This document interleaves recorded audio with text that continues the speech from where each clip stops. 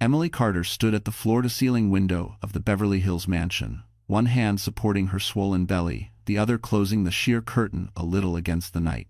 Outside, the pool glowed electric blue, and beyond the dark hedges she could see a slice of the Los Angeles skyline blinking like distant stars. Inside, the house still smelled of champagne and expensive cologne from the small celebration Ryan had thrown. The marble floor shone, the designer chairs were perfectly placed, everything looked like a magazine spread, and yet Emily felt strangely out of place in her own home.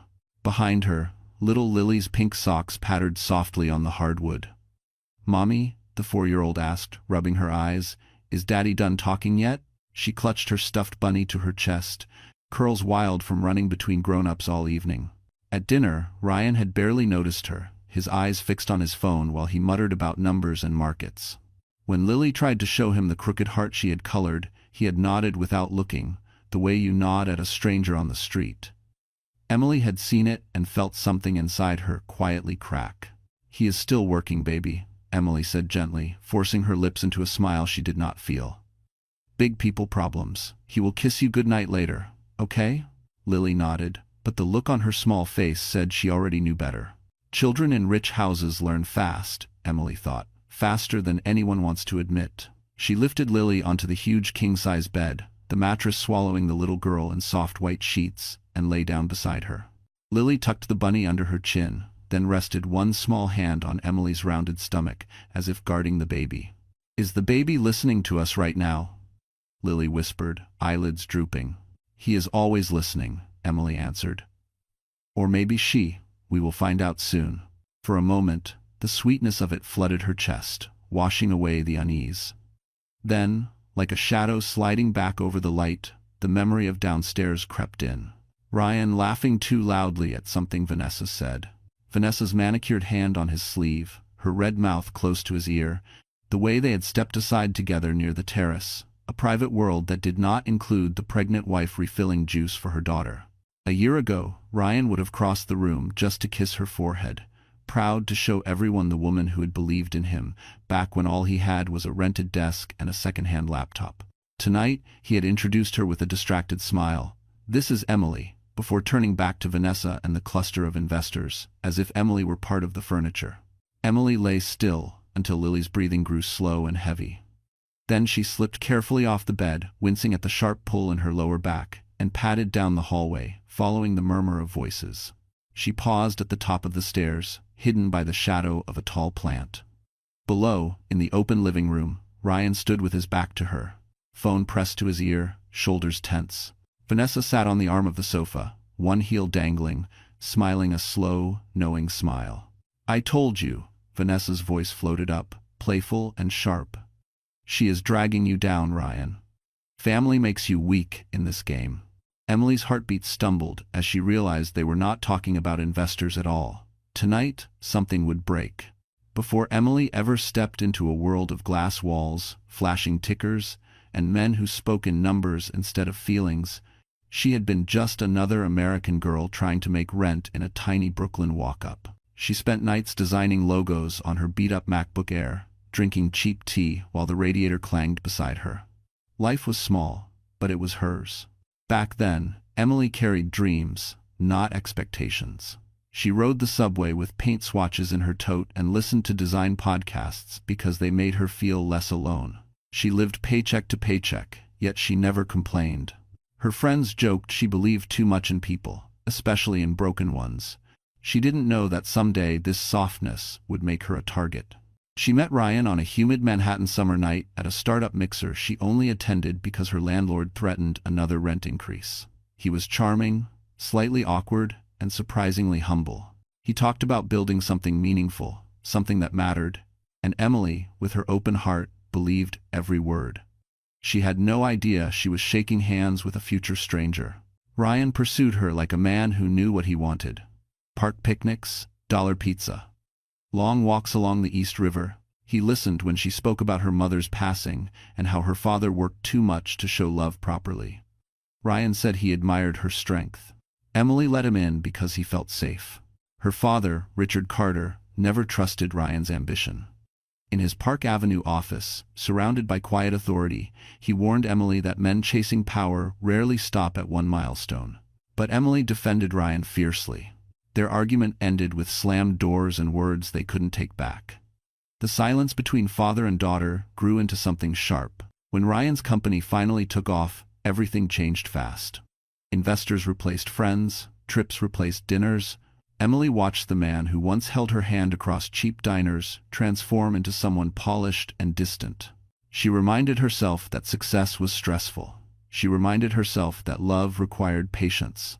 Sometimes patience felt like erasing herself. Still, she stayed.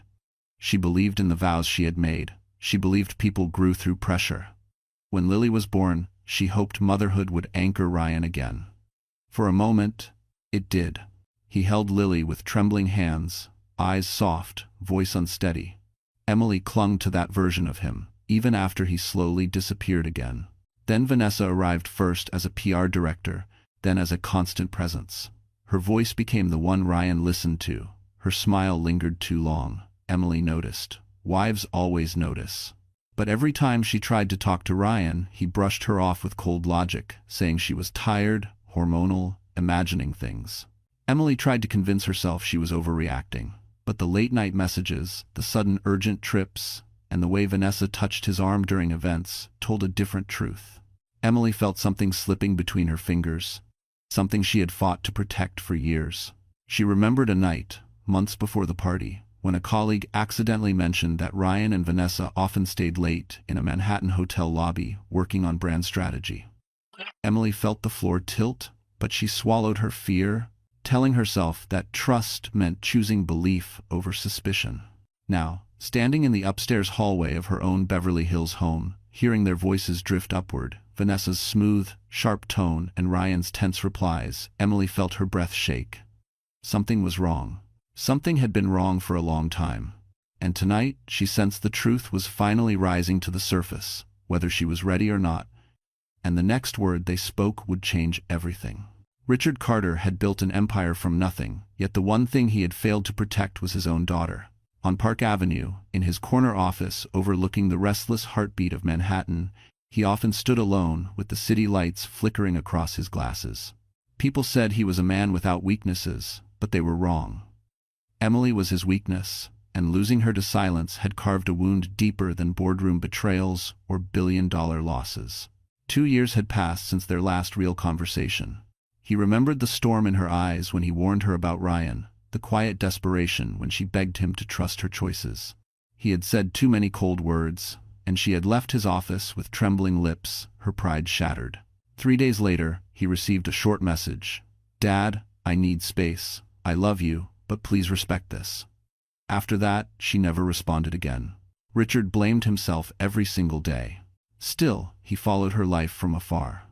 Articles about Ryan's rising tech empire. Photos of events where Emily stood in the background, smiling softly, always overshadowed by her husband's ambition.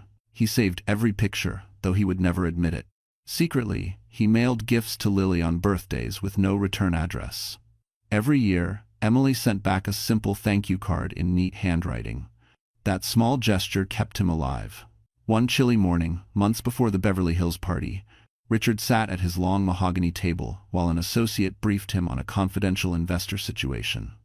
The name Ryan Maxwell came up more than once. Stock manipulations, shady capital movements, rumors involving the PR director Vanessa Reed. Richard listened while holding a Mont Blanc pen between his fingers, the same model Emily had given him years ago for Father's Day. Every detail tightened something inside him. He dismissed the associate, closed the conference room door, and stared out over Park Avenue. If Ryan had dragged Emily into dangerous waters, he needed to know. Yet he was terrified of showing up in her life again, uninvited. What if she told him to leave? What if she blamed him for the marriage that had suffocated her? He decided to stay silent but vigilant. When an invitation to a strategic investor gathering in Los Angeles arrived, bearing Ryan's company logo, Richard hesitated only a second. He booked a flight that afternoon. He wasn't going as a CEO. He was going as a father who had waited too long to step in. Landing in Los Angeles felt strange. He hadn't set foot in California for years, not since taking Emily to Disneyland when she was 12. He still remembered her clutching his arm on Space Mountain, laughing harder than he'd ever heard. He carried that memory like a fragile keepsake. He checked into a quiet suite at a hotel near Beverly Hills. From the window, he could see luxury cars gliding down the boulevard, palm trees swaying under a fading sun. He ordered room service and forced himself to eat, though he barely tasted the food. Between bites, he scrolled through old photos of Emily on his iPad, her graduation, her wedding, Lily's first Christmas. Each picture tightened the knot in his throat. He rehearsed what he might say. "Emily, I'm sorry. I never should have pushed you away. Come home if you need to." But none of the words felt worthy of the pain he had caused. That evening, he received a brief email confirming the investor gathering at Ryan's mansion.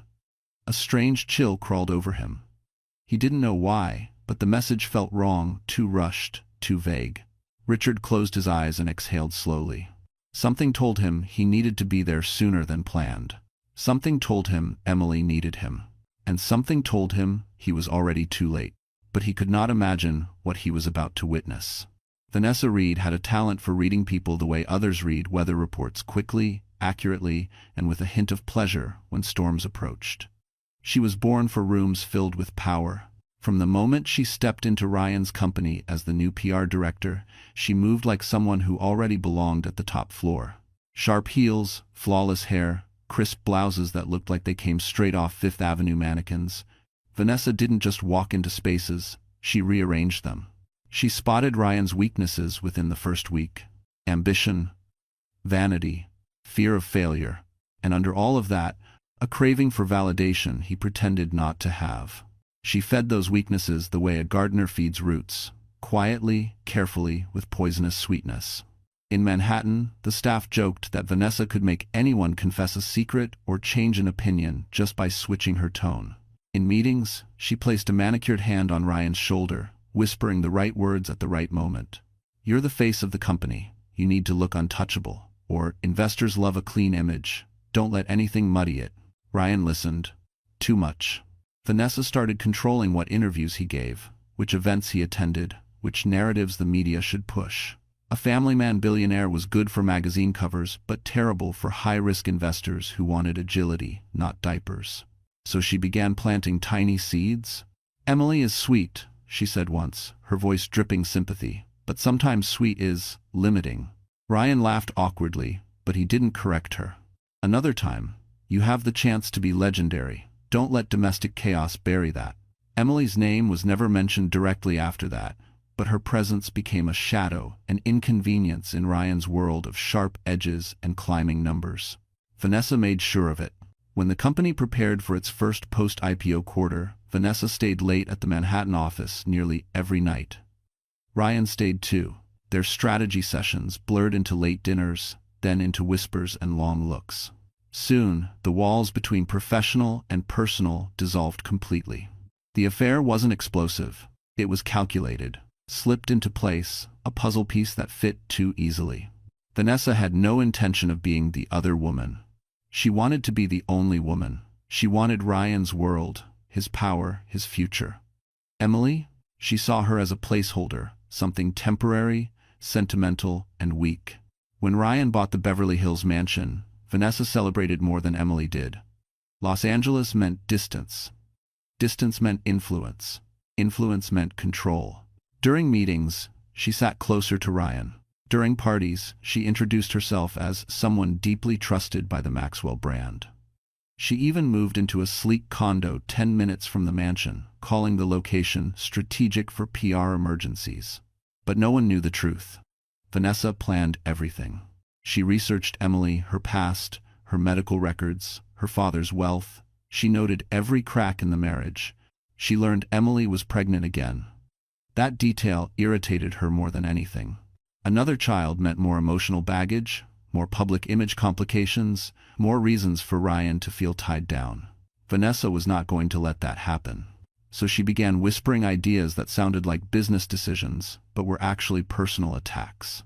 A custody battle could tank your stock. Divorce might raise questions during your next investor round. A scandal involving a pregnant wife could destroy you. She never told Ryan what to do.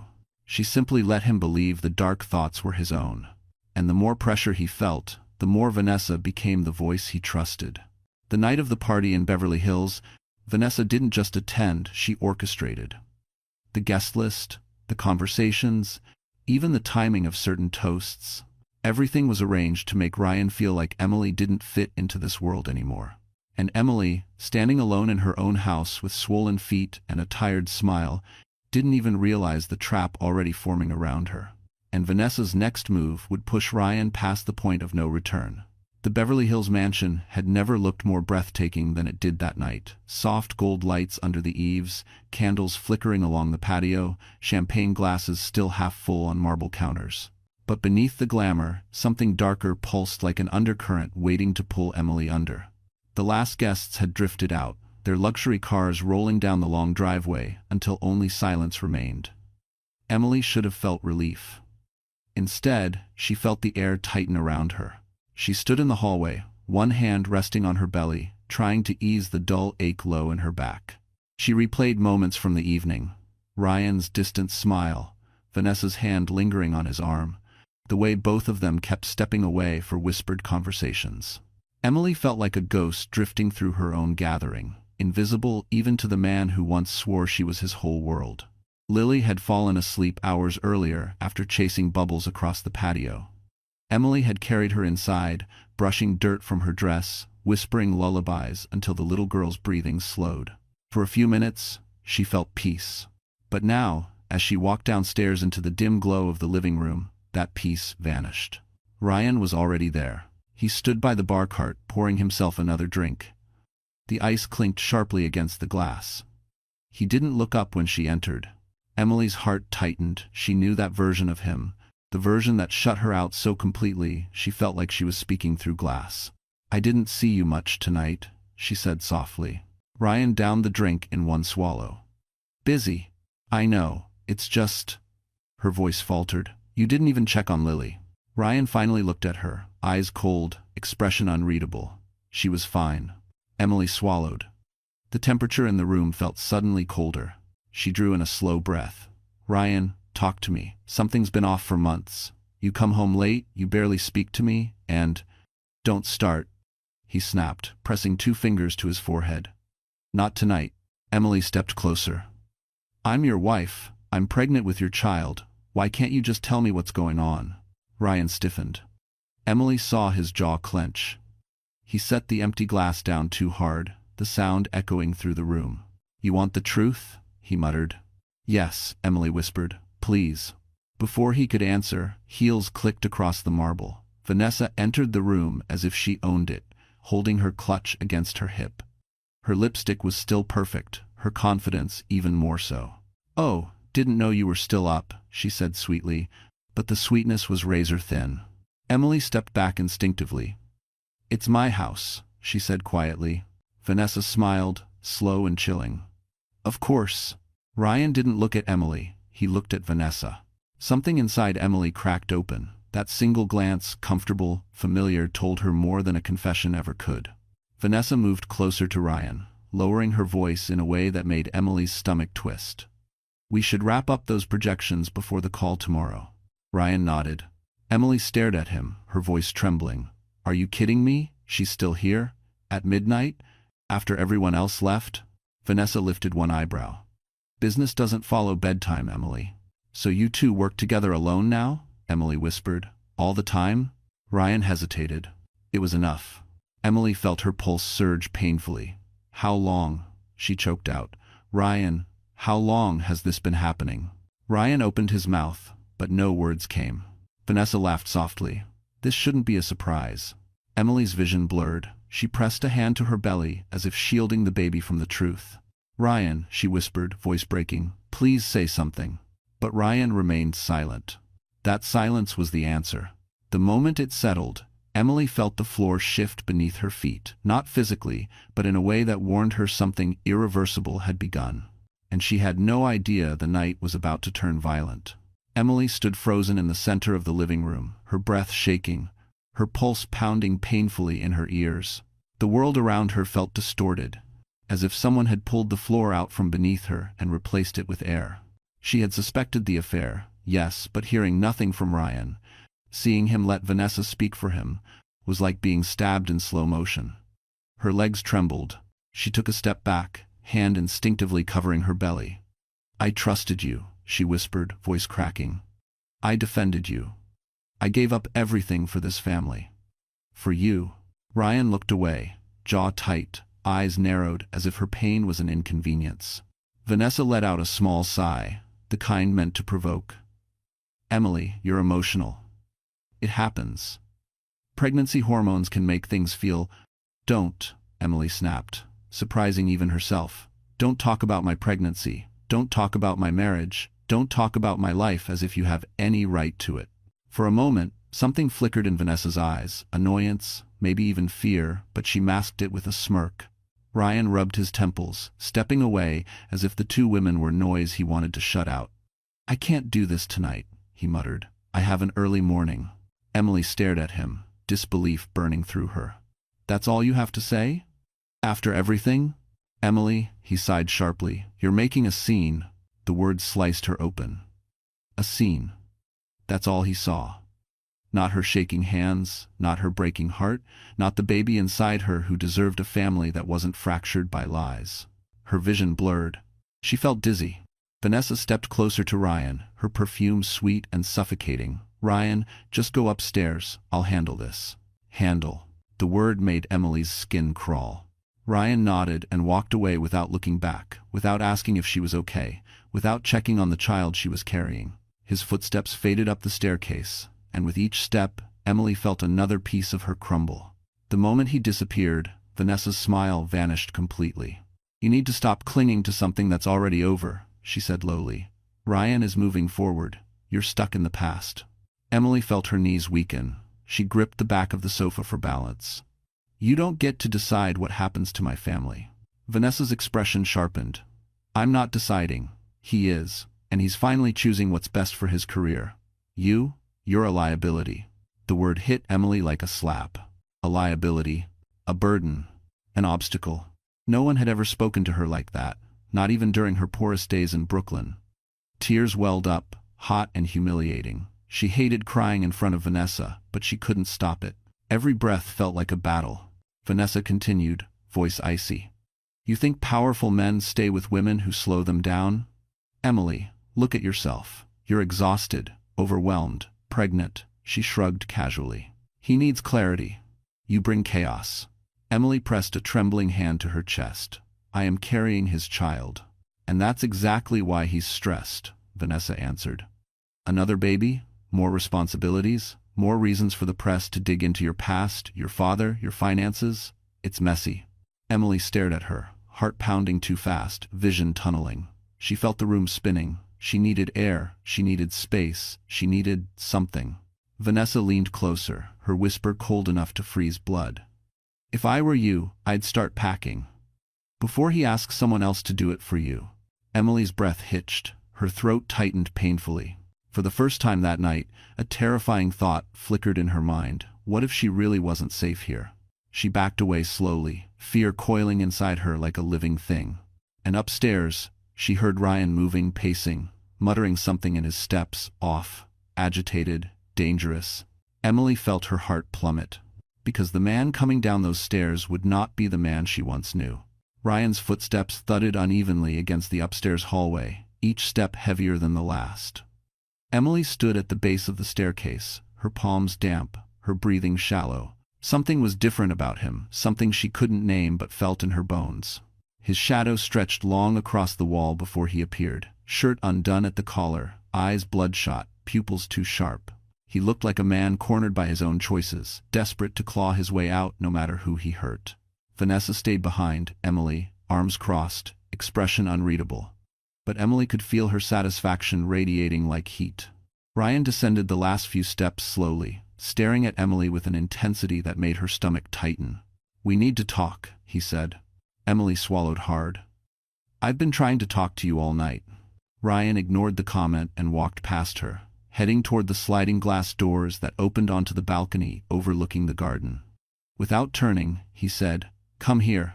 The command chilled her. She hesitated. Vanessa's whisper brushed her ear. "Don't make him ask twice."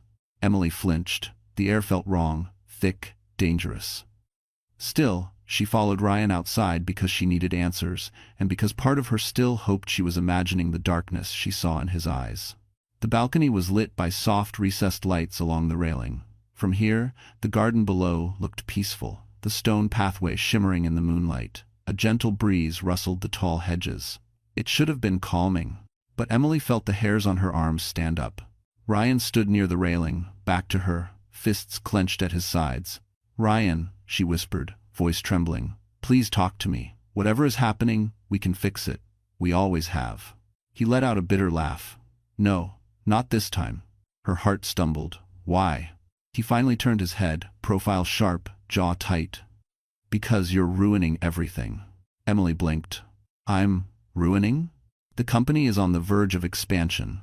Investors are watching my every move. Press coverage is brutal. Competitors are circling. And you." His voice cracked with anger. "You're dragging me down with your emotions, your needs, your constant presence." Emily pressed a hand to her belly in instinctive protection. "I'm your wife." He shook his head slowly, almost sadly, but there was no sadness in his eyes. "You were convenient once," Ryan said quietly. "Not anymore." For a moment, Emily forgot to breathe. Vanessa stepped onto the balcony then, her heels soft on the tile. "Ryan," she murmured, "you don't have to explain everything." Emily spun toward her. "What did you do to him? What have you been telling him?" Vanessa smiled, a thin, cruel curve. "Nothing he didn't already believe." Emily felt her knees give slightly. She grabbed the railing for support. Ryan stepped closer. Too close. Emily could smell the alcohol on his breath, could see the wild desperation in his eyes. "You think I don't know your father has been investigating me?" he hissed. "You think I don't know the board is questioning my decisions because of your baggage? You think I don't see how every headline paints me as distracted because of my domestic issues?" Emily's stomach flipped. "My father, what does he have to do with any of this?" "Oh, don't pretend," Vanessa said lightly. "Richard Carter showing up in Los Angeles? That's not coincidence. He's trying to undermine Ryan. He's been doing it for months." Emily shook her head, trembling. "My father doesn't even talk to me." "Exactly," Ryan snapped. "So why is he suddenly sniffing around my business?" Emily opened her mouth, but before she could answer, Ryan stepped even closer, anger rising like a tide. "You ruined my life," he whispered. Emily froze. Those 4 words pierced her deeper than any betrayal. Then his expression shifted. Subtle, chilling. A decision had been made. And Emily felt it. Her instincts screamed. Her breath caught. Because the way he looked at her was the way a man looks before he does something unthinkable. Emily's pulse hammered against her ribs as Ryan's gaze pinned her to the balcony floor. The night air felt sharp, slicing into her lungs every time she tried to breathe. Somewhere inside the house, a clock ticked faintly, each second stretching the dread tighter and tighter inside her chest. She took a small step back, instinct warning her she needed distance, any distance from the man she once trusted with her life. "Ryan," she whispered, voice unsteady, "you don't mean that. You're angry, you're stressed. We can figure this out." He moved closer. Too close. His fingers twitched at his sides like he was restraining something dark, pressing to the surface. "You don't get it," he said, voice tremoring with a fury he barely kept contained. "I've carried you for years, protected you, provided for you. And what do I get in return? Dead weight." Emily's eyes burned. "I'm not dead weight. I'm your family." "Family," he repeated with venom, "is a liability when you're at the top." Vanessa leaned against the doorframe, arms crossed, face lit faintly by the warm indoor lights behind her. "Ryan, she's not listening. Tell her the truth, so she stops assuming things." Emily turned to her, tears slipping silently down her cheeks. "Why are you doing this? Why are you destroying my family?" Vanessa smirked. "Because ambition doesn't wait for anyone. You were in the way. And Ryan finally sees it." Emily felt the smallest flicker of anger beneath her terror. "You manipulated him." Vanessa's smirk widened. "No, dear. I simply revealed what he already wanted." Emily shook her head, breath catching. "You're wrong. He loved me." Ryan let out a short, humorless laugh. "Loved." Past tense. Emily's heart cracked with a slow, suffocating ache. She backed up until her spine brushed the cold glass railing. The drop below wasn't high enough to kill instantly, but it was high enough to break bones, high enough to end a pregnancy, high enough to silence someone. Ryan stepped closer, his face now inches from hers. "You're going to ruin everything," he whispered, his voice trembling with a sickening mixture of fear and rage. Richard sniffing around. "The board is starting to panic. If this family situation blows up publicly, I lose everything." Emily stared at him through tears. "So what? You're choosing her? Money? Ego?" "I'm choosing survival," Ryan hissed. Vanessa's voice floated from behind them. "It's simple math, Emily. You cost more than you're worth." Those words. That was when something inside Emily finally broke, not her spirit, but her tolerance. Something ignited. A spark of the woman she used to be, the fighter, the dreamer, rose inside her. But her resolve came seconds too late. Ryan grabbed her wrist. Hard. Emily gasped, the pain sharp. "Ryan, stop. You're hurting me." His fingers tightened. "You should have walked away when I asked you to." "You never asked," she cried. "I'm asking now." She pulled, but his grip only tightened. Panic surged through her. She could feel the edge of the railing pressing against her lower back, her stomach twisted in terror for the baby inside her. "Ryan, please," she sobbed. "Lily needs me. The baby, please." Her plea didn't reach him. He was too far gone. Behind him, Vanessa watched silently, her face unreadable until a faint flicker of triumph appeared in her eyes. The wind rushed louder. Emily's heart pounded harder. Ryan leaned in, his breath cold against her ear. "Goodbye, Emily." Her blood turned to ice. Her world shrank to a single heartbeat. A single terrifying second. Ryan's hands shifted, Emily's feet slipped, and the night around her shattered, because the push came faster than her scream could leave her throat. For one suspended, horrifying moment, Emily felt weightless.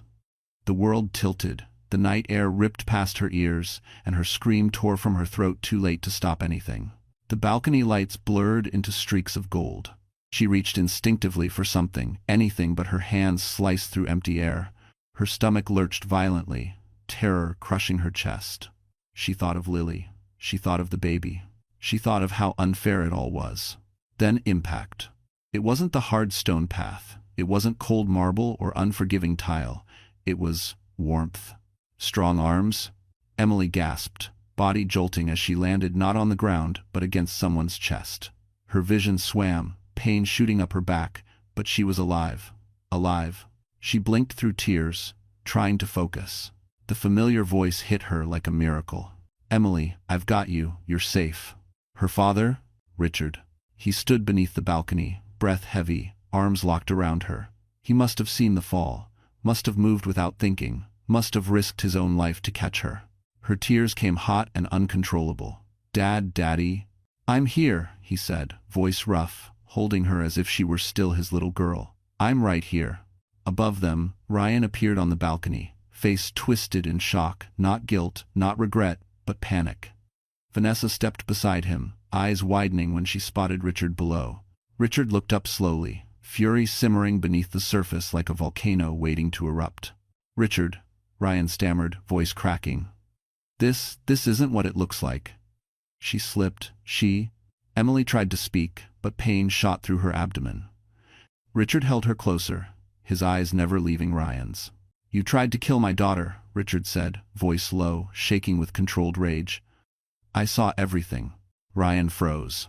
Vanessa's mask cracked for the first time. Richard carried Emily toward the garden steps, shouting for help. A security guard from down the driveway rushed over, stunned by the scene. "Call 911, Richard barked. "Now." Emily clung to her father's suit jacket, trembling uncontrollably. Fear, relief, and pain swirled through her, disorienting and overwhelming. "My baby," she whispered, clutching her stomach. "We're getting you to the hospital," Richard said firmly. "You and the baby will be okay. Stay with me, Emily." She nodded weakly, tears slipping down her cheeks. Behind them, Ryan scrambled, voice cracking as he tried to maintain control. "Richard, wait, we can talk about this." But Richard didn't even turn his head.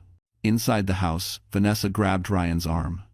"Ryan, don't just stand there. We need a plan. Damage control, statement drafting, security footage." Her voice dissolved when Richard spun around, fire in his eyes. "There's audio on the balcony cameras," he said sharply. "Every word, every whisper, including that little goodbye you thought no one heard." The color drained from Ryan's face. "No. No. No." Vanessa stiffened. "He's bluffing," she muttered, though her voice betrayed fear. Richard lifted a small object from his pocket, a tiny device shaped like a USB. "One of your own staff handed me this tonight, said they didn't like what they were seeing between you two."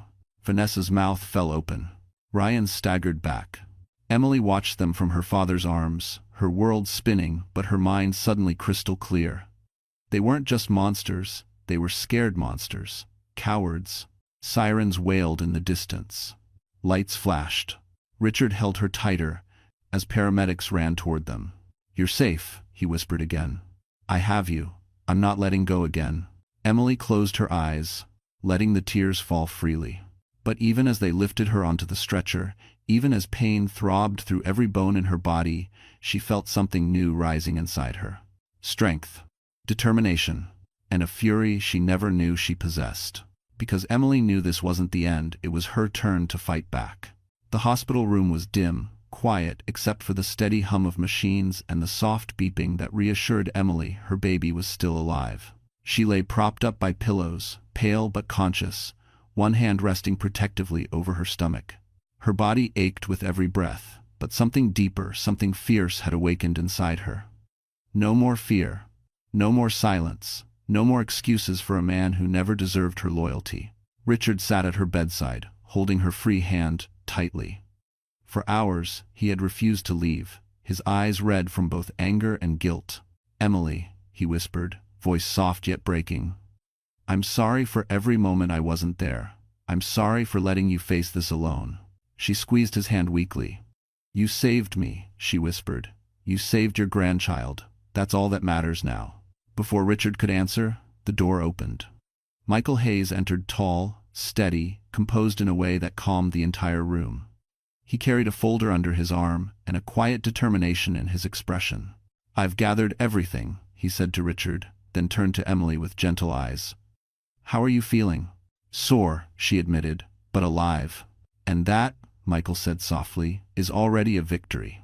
He placed the folder on the table. Inside were photos, time-stamped security footage, stills, emergency call logs, and statements from 2 staff members who had witnessed far too much over the past months. Solid evidence. Irrefutable. Emily swallowed, her heart tightening. "This is enough to put them both away?" Michael nodded firmly. "It's enough to bury them." Richard stood, jaw clenched. The protective fire in him was no longer silent. "He tried to kill my daughter. He thought he could erase her and get away with it." He glanced at Michael. "We go public. Full exposure." Michael's lips curved into a faint, knowing smile, already in motion. As if on cue, Emily heard a commotion outside the room. Raised voices. Footsteps. Then a nurse rushed in, breathless. "Miss Carter, you need to see this." The nurse wheeled a small TV stand forward and switched on a breaking news broadcast. Ryan's face filled the screen, pale, frantic, surrounded by police as he was handcuffed on the steps of his own mansion. Reporters shouted questions. Flashing cameras lit up his stunned, angry expression. Ryan Maxwell, tech billionaire, has been arrested on charges of attempted murder, conspiracy, and evidence tampering. Emily watched silently. Her heart didn't race, her hands didn't shake, she felt nothing but clarity. Vanessa appeared next on screen, being escorted out by investigators. Her confidence was gone, replaced by panic. She tried to cover her face, but cameras caught every second. Sources confirm that Vanessa Reed, PR director for Maxwell Tech, is also under investigation for orchestrating a targeted manipulation campaign and assisting in an alleged murder attempt. The anchor's voice faded into background noise as Emily closed her eyes briefly. She had imagined justice before, but never like this. Never so complete, never so public, never so deserved.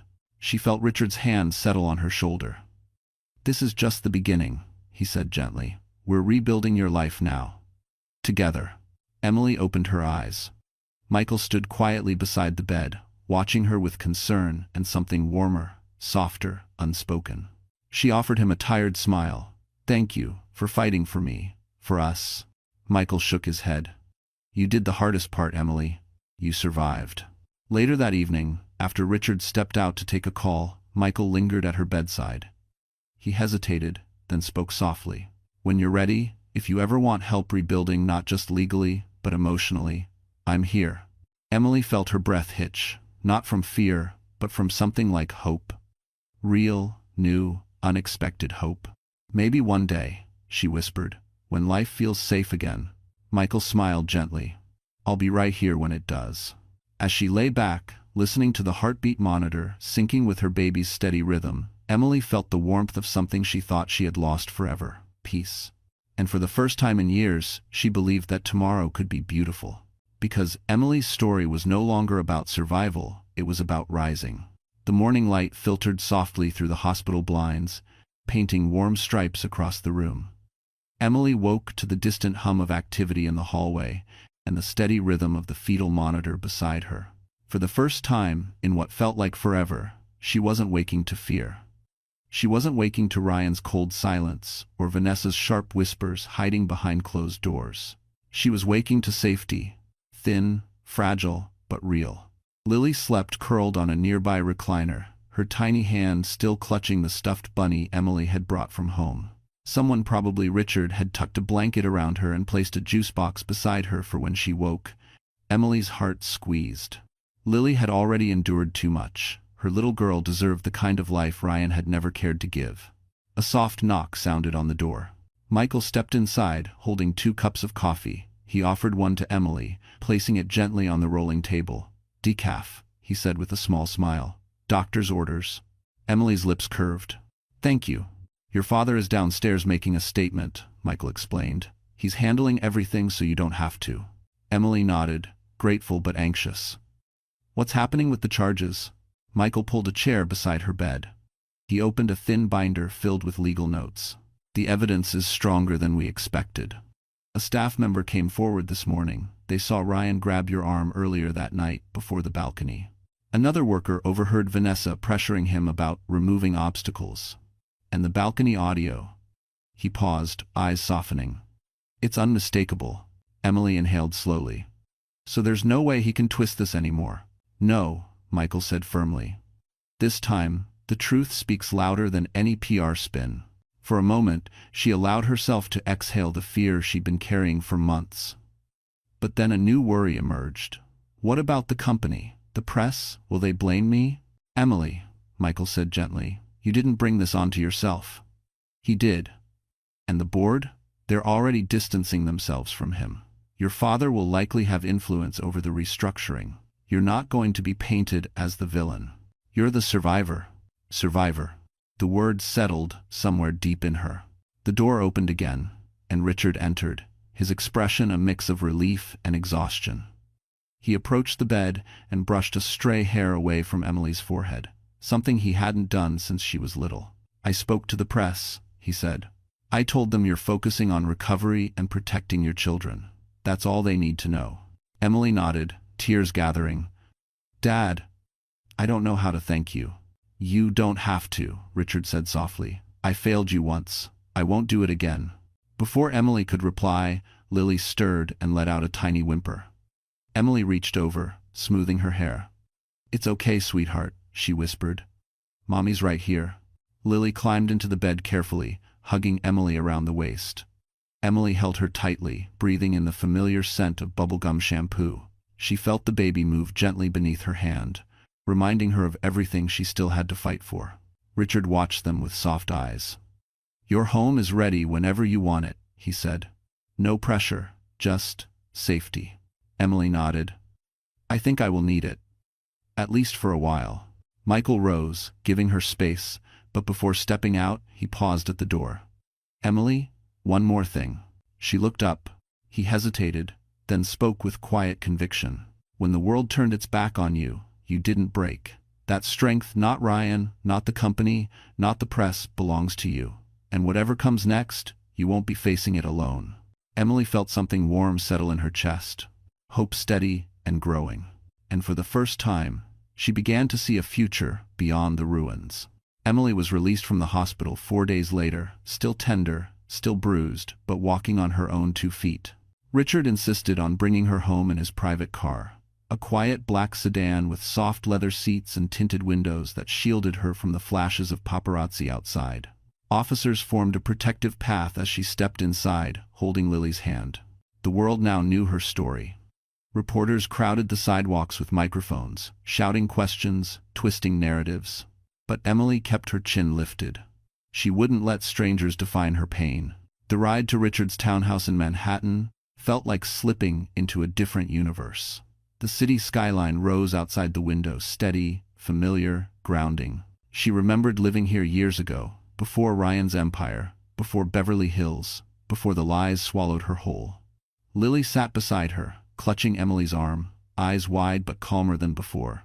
The stuffed bunny rested in her lap, its fur slightly matted from hospital hugs. At the townhouse, Richard's staff hurried forward to help. They'd prepared everything: a peaceful bedroom, soft lighting, children's toys, warm blankets. Emily sank onto the bed, exhaustion washing over her. But it wasn't the fear-driven exhaustion she had lived with for months. This was different. Safer. Gentle. Michael arrived that evening with updates. He carried legal documents, but he also brought Lily a small box of crayons and a sketchbook, which made the little girl beam shyly. Emily watched the exchange and felt something warm press behind her ribs. Ryan had his bail hearing today, Michael said as he sat across from her. It didn't go well. The judge denied bail completely. Too many risks, flight risk, danger to you, danger to the kids. Emily didn't flinch at the phrase, danger to the kids. She knew it was true. She had lived it. And Vanessa, she whispered. Cooperating, Michael said, or at least pretending to. She's trying to save herself, but the evidence is stacked too high. He opened his folder and slid a sheet toward her. Richard wanted you to see this. It was a printed screenshot, an email from Vanessa to Ryan, dated 2 weeks before the attack. A single line burned across the page. She won't go quietly. You need to end this before it destroys everything. Emily felt cold. Michael watched her carefully. This email proves premeditation. Even if she tries to blame Ryan for everything, she's tied in. They go down together. Emily nodded slowly, gripping the edges of the paper. Good. Michael blinked, surprised by the firmness in her voice. She set the paper aside. What happens next? Court proceedings. Media storms. But Richard has hired additional security for you and Lily, and I'll be handling your case personally. We're building a civil suit. You'll get compensation, protection, and closure. Emily inhaled, letting the word settle. Closure. She had never believed she'd get any. That night, after Lily fell asleep curled beside her, Emily walked quietly into the small balcony overlooking the townhouse garden. The air was cool, filled with the distant hum of traffic. She leaned against the railing, not in fear this time, but in strength. Her hand rested gently on her stomach. The baby fluttered softly beneath her palm. You're safe, she whispered. We're safe. She heard the glass door slide open behind her. Michael stepped out, hesitant. Did I interrupt? Emily shook her head. No, I just needed a moment. He moved beside her, keeping a respectful distance. You know, he said softly, I've worked with many victims, people who survived impossible things. But the way you're holding yourself, it's remarkable. Emily looked down, her voice quiet. I didn't feel strong. Not then. You don't have to feel strong to be strong, he replied. Something in his tone, warm, steady, sincere, wrapped around her like comfort she hadn't let herself feel in years. Emily turned toward him. Michael? He met her eyes gently. Yeah? She hesitated only a moment. I'm not ready for anything new, but I'm grateful you're here. He gave a small, genuine smile. I'm not going anywhere. And Emily felt for the first time in a long time something blooming inside her that wasn't fear. Because her life wasn't just starting over, it was opening. The days that followed were a blur of phone calls, legal meetings, and quiet moments of healing. Emily stayed mostly inside Richard's townhouse, protected by security posted discreetly at every entrance. The world outside was roaring, every news outlet dissecting the scandal, every headline using words like attempted murder, billionaire downfall, PR corruption. But inside these walls, life softened. Lily colored for hours on the living room rug. Emily rested, drank warm tea, and tried to remember how to breathe without fear. One morning, as sunlight streamed through tall windows, Richard sat across from her with a stack of documents. "There's something else you need to know," he said gently. Emily straightened, tension creeping into her shoulders. "Something bad?" "Not bad," Richard said. "Just important." He slid a folder toward her. She opened it slowly. Inside were old letters, dozens of them addressed to her in careful handwriting. Her handwriting, her breath caught. These are mine." Richard nodded. "The ones you sent me, the ones I never answered properly." Emily blinked, confused. "Dad, I never sent these." Richard exhaled. "I know. I figured that out last night." Emily flipped through the letters unmailed, never opened, each envelope sealed, each addressed to her father. Her heart pounded. "If I didn't send them, who did?" "Ryan," Richard said quietly. "We found a storage box in one of his East Coast offices. These were inside. Along with gift boxes from me to you and Lily, boxes that were never opened, letters I wrote that never reached you." Emily's breath trembled. "He hid them." Richard nodded, eyes heavy. "He controlled your connection to me. He kept us apart intentionally, financially, emotionally, strategically." The realization hit her like a punch to the chest. All those years she believed her father didn't care. All those nights she cried alone, thinking she had lost him. All the distance she felt growing between them. It wasn't distance. It was sabotage. Emily pressed a hand to her mouth, tears flooding her eyes. "Dad, I thought you didn't want me anymore." Richard reached across the table, taking her trembling hands. "Emily, I never stopped wanting you. I never stopped loving you. I wrote you every month. I sent gifts. I tried to call, but your number changed." He blocked every attempt. Her tears spilled over. "He isolated me." Richard squeezed her hands. "But you're not isolated anymore."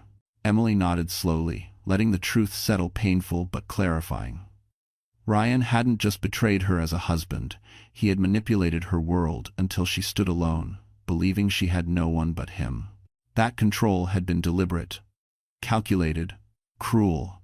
Michael entered then, carrying a laptop. His expression shifted when he saw the tears on Emily's face, but she shook her head gently. "I'm okay," she whispered. "Just learning the truth." Michael sat beside her. "There's more truth coming." He opened the laptop. A paused video appeared on screen, security footage from the night of the incident. Emily stiffened. "You don't have to watch this," Michael said softly. "I do," she whispered. "I need to see it." He pressed play. There it was, the balcony. Ryan's face contorted with rage, Vanessa lurking behind him like a shadow, Emily's own frightened figure, the words, the push, the fall, Richard's gasp. The desperate catch. Michael paused the video. Emily wiped her tears. "Steady now. This is enough to bury them both." Michael nodded, completely. For a long moment, Emily stared at the frozen frame on the screen. Then she inhaled deeply, shoulders straightening. "I want to testify," she said. Richard and Michael exchanged glances. "I want to face him," Emily continued, "not as his victim, as the woman who survived him." Michael's expression softened, proud. "You're stronger than you know." Emily met his eyes. "No," she said quietly. "I finally know exactly how strong I am." And her decision would set the stage for a reckoning no one could escape. The courthouse in downtown Manhattan loomed like a stone giant, cold, imposing, impossible to ignore. Dozens of reporters crowded the steps, cameras ready, microphones lifted, waiting for the next headline-breaking moment. And today, they would get one. Because today, for the first time since the night she nearly died, Emily Carter was going to face Ryan Maxwell. Inside the secure black SUV, Emily sat beside Richard and Michael, breathing slowly. Her hands trembled slightly, but her eyes were steady. She wore a simple navy dress, comfortable shoes, and her hair in a soft braid, no glamour, no spectacle. She wanted the world to see her as she was, a mother, a survivor, a woman reclaiming her voice. Lily was safely home with a trusted nanny, unaware of the storm her mother was about to walk into.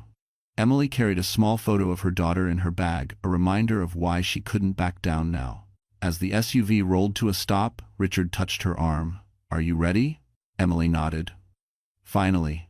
Security escorted them through a side entrance, avoiding the chaos outside. The hallway hummed with tension, shuffling papers, clicking heels, officers murmuring into radios. Michael walked ahead, carrying files thick with evidence. When they reached the victim waiting room, Emily paused by the window. The courthouse courtyard below pulsed with reporters. "It feels strange," she whispered.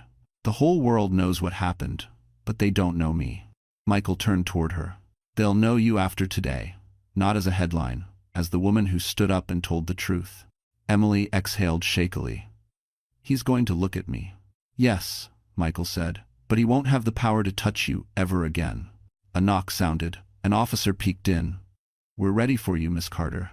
Emily's heart thudded. She stepped toward the courtroom. The door opened, and there he was. Ryan Maxwell sat at the defense table, flanked by attorneys who looked more frightened than confident. His hair was unkempt, his suit rumpled, his eyes hollow. He looked like a man who had finally realized his kingdom had crumbled. When he saw her walk in, he stiffened. Emily didn't look away. Vanessa sat beside him, hands cuffed, face pale. Gone was the woman dripping with confidence and manipulation. Her lipstick was faded, her eyes sunken. She looked at Emily with something between fear and hatred, and Emily felt nothing for her at all. She took her seat at the witness stand, fingers steady on the edge of the wooden railing. The judge entered. The room rose, proceedings began. When it was Emily's turn, the courtroom fell silent. Michael approached with a reassuring nod. "Miss Carter," he began softly, "can you tell us what happened the night of the incident?" Emily lifted her chin, and she told them everything. Her voice didn't shake. Not once. She described the tension, the confrontation, Ryan's words, Vanessa's threats, the pressure on the balcony, the moment Ryan grabbed her, the whisper of "goodbye," the fall, and her father catching her. Gasps echoed. One juror covered her mouth. Even the judge's expression tightened. Then the prosecutor played the audio from the balcony camera. The room froze at the unmistakable sound of Ryan's voice saying, "Goodbye, Emily." Ryan's head dropped into his hands. Vanessa's eyes filled with tears, not of remorse, but of realization that everything was over. Michael whispered, "You're doing incredible," as he passed the podium. Emily finished her testimony with steady words. "I'm not here because I hate him. I'm here because he tried to erase me. And I won't let my daughter grow up in a world where silence protects men like him." The courtroom buzzed. The judge tapped her gavel for order. Emily stepped down, feeling lighter than she had in years. As she walked past Ryan, he lifted his face, eyes red, voice cracking. "Emily, please." She stopped, looked at him, and said the words that finally closed the chapter. "You lost the right to ask anything of me." Then she walked away, and the verdict that followed would shake the entire courtroom. The jury returned faster than anyone expected. Emily sat between Richard and Michael, hands clasped tightly in her lap. The courtroom buzzed with tense murmurs as reporters scribbled notes, cameras ready to explode the moment the verdict was read. Emily felt her heartbeat in her throat, not fear of losing, but fear of reliving everything again in the seconds before closure finally arrived. Ryan sat hunched at the defense table, his once perfect posture collapsed into something defeated. His expensive suit hung awkwardly on him now, like he no longer fit inside the body he had crafted for power. Vanessa sat beside him, mascara smudged, jaw clenched, fingers trembling around the edge of her cuffed wrists. They weren't a team anymore, just two selfish people terrified of the consequences they'd created. The bailiff stepped forward. "All rise."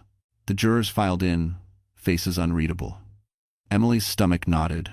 Michael leaned closer and whispered, "No matter what happens, you've already won. You're here, alive, strong." She nodded, breathing slowly. The judge adjusted her glasses.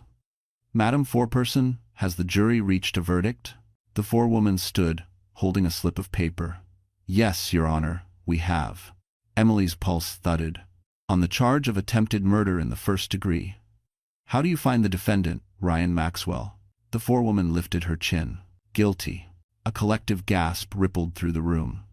Emily closed her eyes, a single tear slipping free, not from sadness, but from release. From truth. From justice finally speaking her name. Ryan's lawyer slumped. Ryan himself went rigid, breath leaving his lungs in a broken exhale. His face twisted anger, disbelief, and something that looked frighteningly close to regret, though Emily knew regret had never lived inside him before today. and on the charge of conspiracy to commit harm and evidence tampering. How do you find the defendants, Ryan Maxwell and Vanessa Reed? Guilty on all counts. Vanessa inhaled sharply, shaking her head. No, this is wrong. He dragged me into this. This isn't. Her voice cracked into panic. Ryan, tell them I. But Ryan didn't even look at her. The judge struck her gavel sharply. Order in the courtroom. Vanessa collapsed back into her chair, eyes wide, breathing fast, as if the walls had suddenly closed around her. The judge continued, voice firm. Sentencing will proceed immediately. Emily held Richard's hand under the table. Michael rested a supportive palm on her shoulder. The judge glanced at Ryan, her expression stern. Mr. Maxwell, your actions demonstrated extreme disregard for human life. You attempted to murder your pregnant wife, an act both cruel and premeditated. You manipulated her, isolated her, and nearly destroyed her family. The court sentences you to 38 years in a state correctional facility, without possibility of early parole. Emily exhaled shakily. 38 years, enough time for Lily to grow up safe, enough time for Emily to rebuild. The judge turned to Vanessa. Miss Reed, your role, while secondary, contributed significantly to the outcome. You fueled manipulation, encouraged harmful actions, and participated in covering up the crime. You are hereby sentenced to 12 years. Vanessa's eyes filled with tears, real ones, this time. But Emily felt nothing. Vanessa's pain wasn't hers to carry. As guards moved forward, Ryan suddenly stood, voice cracking. Emily, please, don't let them take me. The courtroom froze. Emily rose slowly, staring at the man she once loved. I didn't do this to you, she said softly. You did. He shook his head like a desperate child. I wasn't thinking. I snapped. Emily, please. But Emily lifted a hand. And for the first time, he fell silent. You tried to kill me, she said. You tried to kill our children. I will never forgive that. Ryan's shoulders collapsed. The guards grabbed his arms, pulling him toward the exit as cameras flashed wildly. Emily watched him go, watched the door close behind him. And in that moment, she felt a weight lift from her chest, not slowly, but completely, like a cage door finally swinging open. Michael leaned close. It's over, he whispered. Emily nodded. No, she said quietly. It's finally beginning. Because justice had been served, and her new life could finally rise from the ashes. After the verdict, the world around Emily transformed almost overnight. Headlines shifted from shock to admiration, from scandal to survival. News anchors spoke her name with sympathy, activists praised her courage, and women across the country began sending handwritten letters to Richard's townhouse, letters filled with gratitude, solidarity, and quiet confessions of their own hidden battles. Emily read each one slowly, tears forming, realizing her story had become something larger than the nightmare she'd endured. It had become hope. Inside the townhouse, life settled into a new rhythm. Lily laughed again, really laughed, her little voice echoing down the hallway as she played with crayons and stuffed animals. The baby moved more often now, gentle flutters, reminding Emily of the life she was fighting to build. Every flutter felt like a promise. One crisp afternoon, Michael visited with documents tucked under his arm. Emily was sitting in the sunlit study, reviewing children's books she wanted to read to Lily. The light caught her hair just right, softening her features. She looked peaceful, something Michael hadn't seen on her face since the day they met. He cleared his throat gently. I didn't mean to interrupt. Emily smiled. You're not. Come in. He set the documents on the table. These are updates from the civil case. The financial settlement will be large. Very large. You'll be fully secure your children too. Emily nodded slowly. Money used to intimidate her. Now it simply felt like protection. Thank you, Michael. For everything. He shook his head. You don't have to thank me. I'm doing my job. No, she whispered, meeting his eyes. You're doing much more than that. For a moment, silence stretched between them comfortably. Michael studied her quietly, as though memorizing the steadiness she had grown into. He admired her strength, yes, but also her gentleness, her resilience, her ability to rise again without bitterness corroding her heart. Emily, he began softly, there's something else we need to discuss. She straightened. Something wrong? No, he said quickly. Good, actually. He opened another file. The board from Ryan's company reached out. They want to offer you a position, something advisory, flexible hours. Your father recommended you. Emily blinked. Me? Why? Because you have a voice now, Michael said simply. A powerful one. And because the company wants to rebuild its image with integrity, they see you as part of that. Emily swallowed, stunned. I never imagined. I'm not a business expert. You survived the worst form of corporate corruption, Michael said. You understand manipulation. You understand truth. That's more valuable than any textbook. Emily looked down at her hands. For years, Ryan made her feel small, unimportant, replaceable. But here she was being invited to help rebuild the empire he lost. It was poetic, powerful, healing. I'll think about it, she whispered. That's all they ask, Michael said. That evening, Richard arrived home carrying a bag of groceries, something he insisted on doing himself despite having staff. Cooking dinner, he announced. Real dinner. None of that pre-made nonsense. Emily laughed lightly. Dad, you burn pasta. I'll burn it with love, he replied. The three of them, Emily, Richard, and Michael, ended up in the kitchen together. Lily drew pictures at the table. Michael chopped vegetables. Richard pretended to supervise but mostly made jokes. For the first time in years, Emily felt surrounded by warmth that wasn't forced. She felt part of a home, not a cage. Later, after dinner, she stepped onto the balcony. The evening breeze brushed her face, carrying the scent of fresh rain. Lights twinkled across Manhattan's skyline. She placed a hand on her stomach, smiling softly. You're coming into a better world, she whispered to her unborn child. I promise. Behind her, the balcony door opened. Michael stepped out, hesitated, then approached her with slow, respectful steps. You okay? Emily turned toward him, feeling a quiet certainty settle inside her. I think, she said gently, for the first time in a long time, I really am. Michael smiled, warm, steady, unhurried. And Emily felt a future unfolding. Because her heart wasn't just healing, it was opening to something new. Winter settled softly over Manhattan, dusting the rooftops with pale frost and turning the townhouse windows into glowing squares of warmth. Emily sat in the living room, sorting through Lily's toys while the faint scent of cinnamon from the kitchen drifted through the air. She felt calmer these days, steady, anchored, almost whole. Life had rebuilt itself in quiet, meaningful pieces. Every morning brought small joys: Lily's laughter, the baby's gentle kicks, Richard's attempts at breakfast, and Michael's steady presence that warmed the house without ever demanding space. But healing wasn't linear. Some nights, the memories crept back: Ryan's voice, the cold railing against her spine, the sensation of falling. Yet each time fear surfaced, something else rose to meet it: strength. And not just hers, her father's, Lily's, Michael's. She was held by people who truly cared. One afternoon, a letter arrived, hand-delivered by a uniformed officer. Richard opened it, scanned the contents, and his jaw tightened. Emily, he said quietly, this is from the prison. Her breath hitched. Ryan? Richard nodded. He wrote you a letter. Do you want it? Emily stared at the envelope. Her instinct was to refuse. To burn it, to pretend his existence no longer touched hers. But something inside her whispered that closure wasn't avoidance. Closure was facing the last remaining shadow. I'll read it, she said softly. Richard handed her the envelope and stepped aside, giving her space. Emily sat down, hands trembling as she unfolded the letter. The handwriting was messy, frantic. Emily, I don't know why I'm writing this. They said there's no point. But I need you to know I wasn't myself. I was under pressure. Vanessa pushed me. The board pushed me. The world pushed me.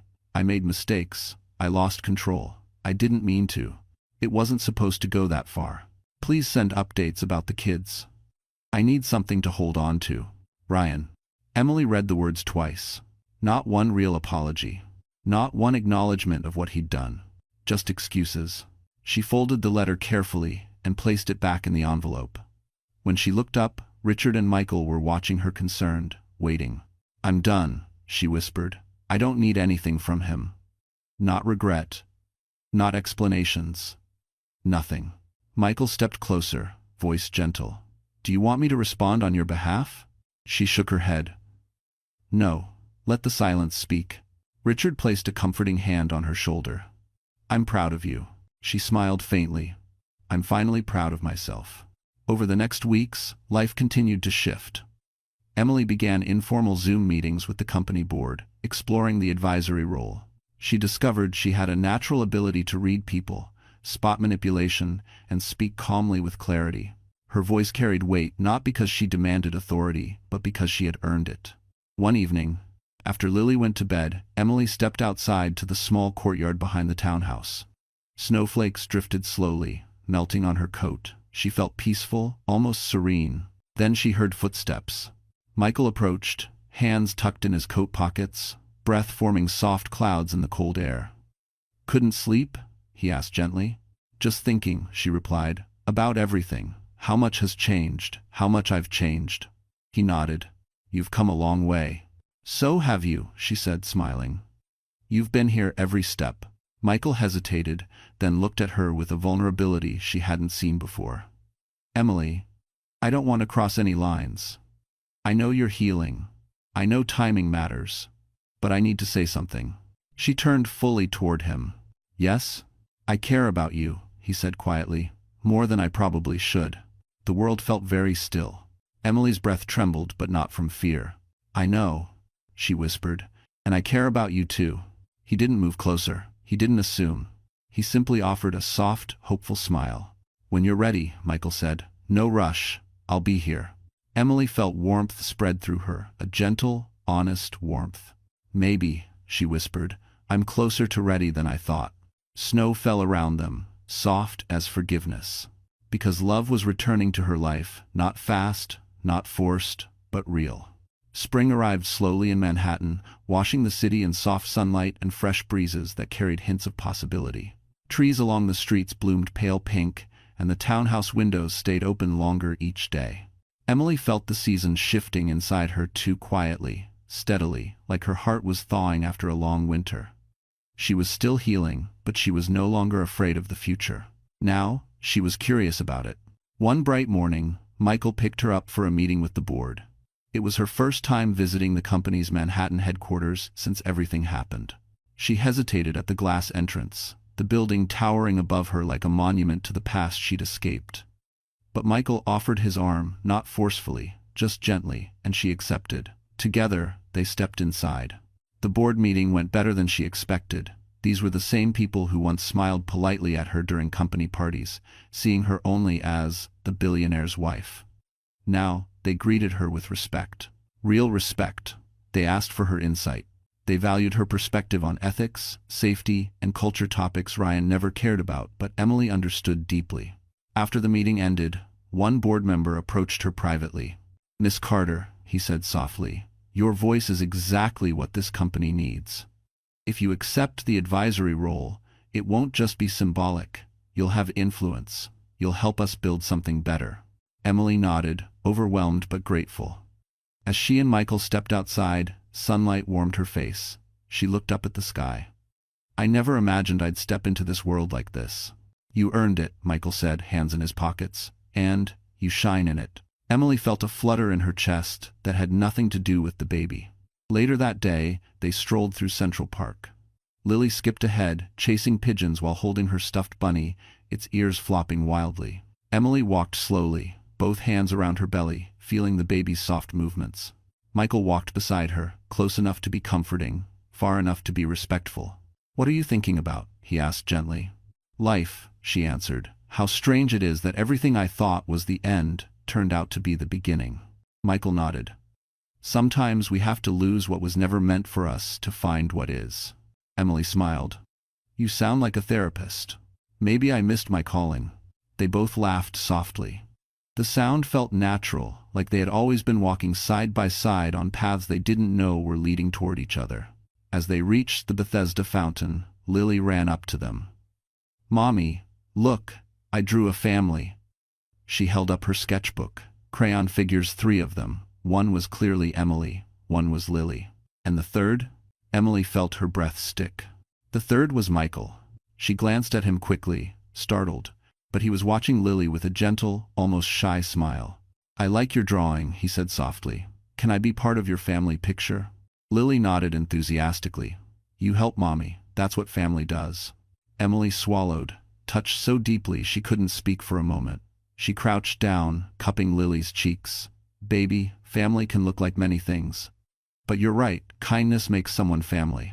When she stood again, Michael was watching her with a look she couldn't quite read. Warmth, admiration, and something more, something careful and patient.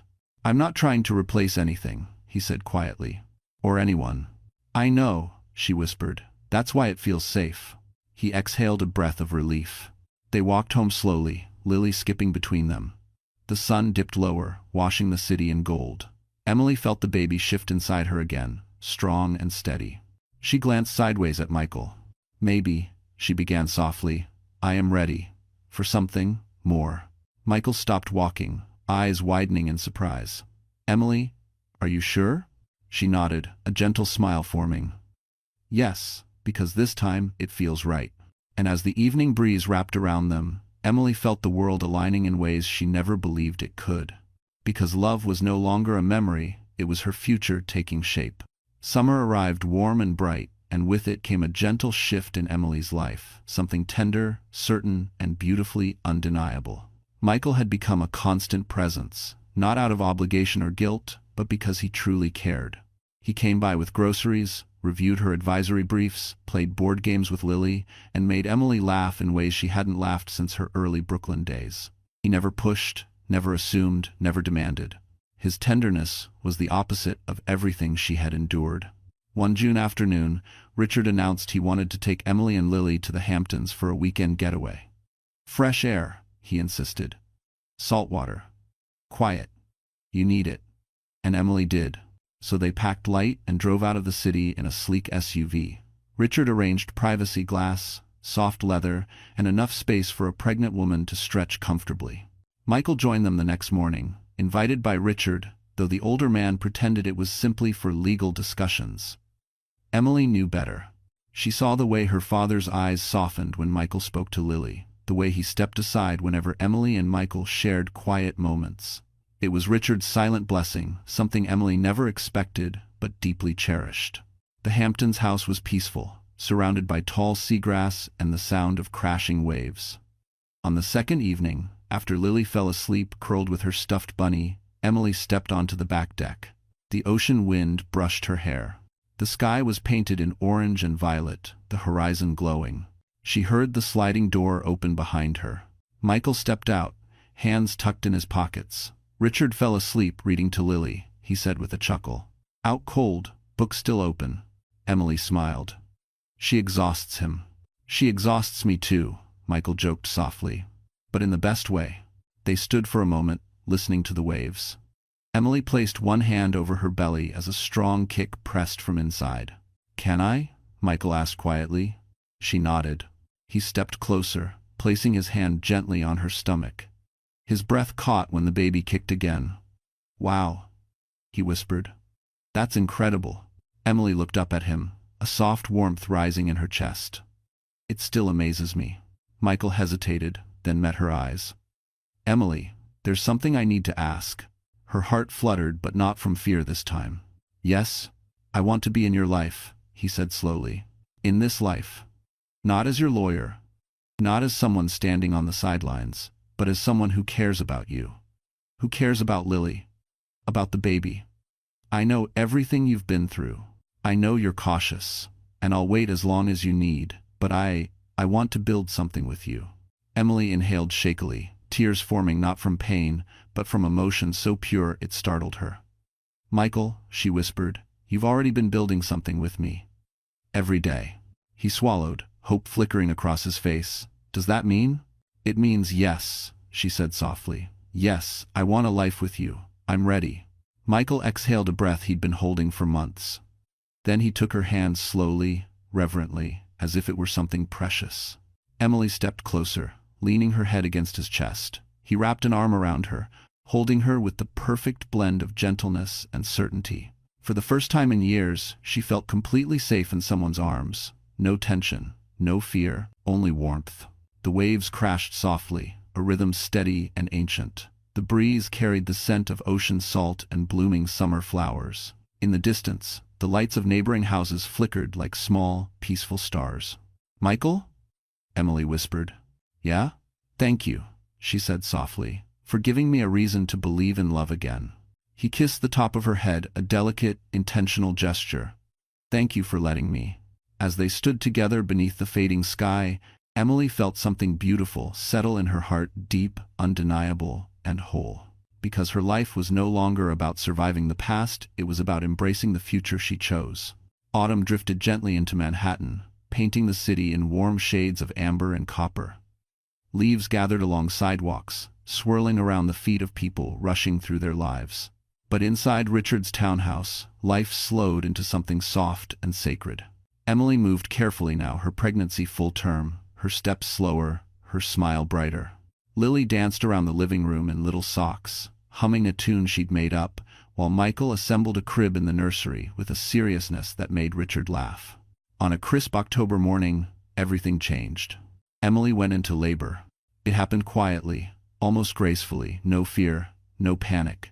Just a strong contraction gripping her from within, followed by another. Michael rushed to her side, one hand on her back, the other holding her hand. Richard grabbed the hospital bag and ushered everyone to the car, his voice calm but trembling with excitement. Hours later, after a steady, uncomplicated labor, Emily held her newborn son in her arms. He was warm, soft, pink-cheeked, and perfect. She cried not from pain, but from an overwhelming swell of gratitude. Lily peeked over the edge of the hospital bed, eyes wide with wonder. "Mommy," she whispered, "he's so tiny." Emily nodded, brushing a tear from her cheek. "He's strong, just like you." Michael stood beside her, hands clasped behind his back as if afraid to disturb the moment. Emily looked up and smiled through tears. "Do you want to hold him?" Michael blinked, stunned. "Are you sure?" "Your family," she whispered. "Of course, I'm sure." He took the baby gently, cradling him with steady hands. The newborn blinked up at him with dark, curious eyes. Something warm and profound passed through Michael's expression, a mix of awe, love, and a silent promise. Richard sniffed loudly and wiped his eyes in the corner. "Well," he grumbled playfully, "I think we all need a moment." Over the next few weeks, life settled into a beautiful rhythm. The townhouse filled with warmth, late-night feedings, soft lullabies, and the sound of Lily giggling at her baby brother's scrunched-up faces. Emily felt joy blooming in spaces she once thought were permanently scarred. One chilly November evening, Michael invited Emily for a walk through Central Park, insisting she needed fresh air. She bundled herself in a soft coat, and together they strolled beneath the golden glow of lampposts. The trees rustled gently overhead, and distant city lights framed the skyline like a painting. About halfway along the path, Michael stopped. "Emily," he said softly, "there's something I've been carrying for a while now." She turned toward him, heart fluttering. He reached into his coat pocket and pulled out a small velvet box, not flashy, not oversized, just beautifully simple. He opened it slowly. Inside was a delicate ring, white gold, a soft oval diamond, elegant and timeless, not ostentatious, not loud, just right. Emily inhaled sharply, tears already forming. Michael's voice trembled as he spoke. "I don't want to replace your past. I want to build your future. With you, with Lily, with your son. If you'll let me, I'd be honored to spend the rest of my life by your side." Emily covered her mouth with both hands, tears slipping down her cheeks. "Michael, She didn't need to finish. Her yes was already shining in her eyes. She nodded. Michael exhaled a broken, relieved laugh as he slipped the ring onto her finger. Emily threw her arms around him, holding him tight while the autumn wind swirled golden leaves around their feet. When they pulled apart, he touched her cheek gently. "You deserve every happiness, Emily." She smiled through tears. "I finally believe that." Hand in hand, they walked back toward the townhouse, where warm lights glowed in the windows, where family waited, where laughter lived, where healing had taken root. Emily stepped inside her new life, with her head high, her heart full, her children safe, and her future finally hers. Because her story didn't end in darkness. It bloomed into everything she deserved. So, that's where Emily's journey closes, my wonderful friends. And if you are still here with me, all the way until this moment, then something in her story must have touched your heart in a very real way. Maybe it reminded you of your own strength, or of a time you had to stand up from the ashes and rebuild yourself piece by piece. Life can be cruel, unpredictable, and unfair, but it also has a strange way of giving us exactly the people and the moments we need to start again. The Stoics used to say, "The obstacle is the way," meaning the pain we survive becomes the path that transforms us. Marcus Aurelius wrote, "What stands in the way becomes the way." And Emily is living proof. When life tried to break her, she didn't just heal, she rose. If you're going through something, please remember this. You are allowed to begin again. You are allowed to choose peace. And you deserve a life that treats you gently. If this story moved you, even just a little, please don't forget to like, share, and subscribe to the channel. Your support helps us bring more healing stories to those who need them most.